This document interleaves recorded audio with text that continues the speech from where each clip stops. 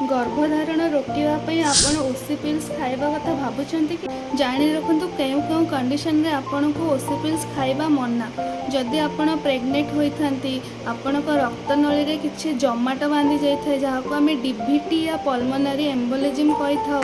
जदि आपण को आगरु हार्ट स्ट्रोक कि ब्रेन स्ट्रोक होता है, आगरु आपण को लिवर डिजीज थाए कि ब्रेस्ट कैंसर थाए, आपणकर ब्लड प्रेशर अधिका थाए कि आपण माइग्रेन रोग रे पीड़ित था कि आपणकर बयस 35 वर्ष अधिक थिबो कि आपण स्मोकर होइथांती, एही कंडीशन रे आपण ओसी पिल्स यूज करबा कथा नुहे। बट किछिटा कंडीशन रे आपण सावधानता सहित यूज करि परिबो ओसी पिल्स। एमती कि जदि आपण को डायबिटीज थिबो कि आपण को पित्तकोश स्टोन थिबो कि आपण फिट्स पई बा बात पई कि किछि मेडिसिन खाउथिबे, एही कंडीशन रे आपण सावधान सहित ओसी पिल्स नै पारिबे।